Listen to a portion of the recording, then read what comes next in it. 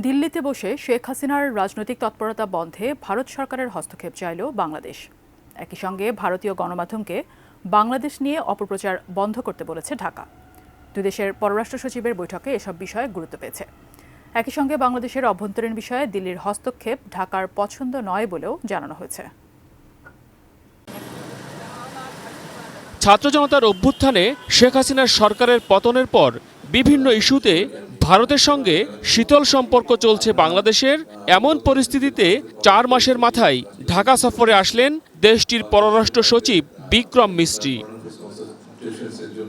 সোমবার রাষ্ট্রীয় অতিথি ভবন পদ্মায় দুই দেশের পররাষ্ট্র সচিব পর্যায়ের বৈঠক হয়। দুই দেশের সর্বোচ্চ দাপ্তরিক এই বৈঠকে আলোচনা হয় শেখ হাসিনা ইস্যু, ভারতের মিডিয়ার প্রোপাগান্ডা, সীমান্ত হত্যা এবং সংখ্যালঘুদের নিরাপত্তা সহ বিভিন্ন দ্বিপাক্ষিক বিষয়ে।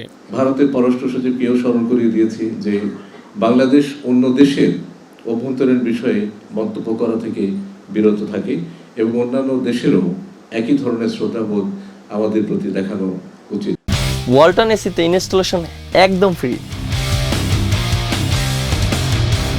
ছাত্র জনতার অভ্যুত্থানে ভারতে পালিয়ে গেলেও নিয়মিত রাজনৈতিক বক্তব্য বিবৃতি দিচ্ছেন শেখ হাসিনা। বিষয়টি নিয়ে ঢাকার অস্বস্তি রয়েছে।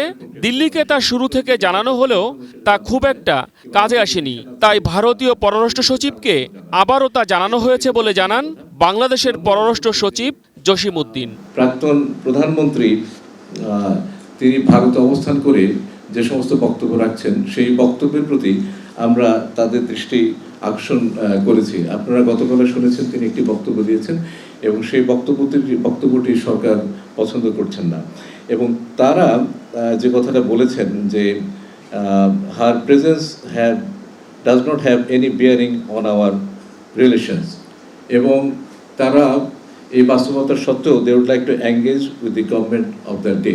অন্যদিকে বিকেলে পররাষ্ট্র মন্ত্রণালয়ে উপদেষ্টার সঙ্গে সৌজন্য সাক্ষাৎ করেন ভারতের পররাষ্ট্র সচিব, যেখানে তিনি সংখ্যালঘু সম্প্রদায়ের নিরাপত্তা নিয়ে উদ্বেগ জানান।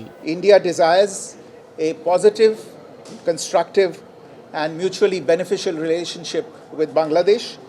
We have always seen in the past and we continue to see in the future this relationship as a people-centric and people-oriented relationship. Dhaka Delhi সম্পর্ক ইতিবাচক এবং গঠনমূলকভাবে এগিয়ে যাবে বলেও আশা করেন ভারতীয় পররাষ্ট্র সচিব। মহসিন কবির, এটিএন নিউজ, ঢাকা।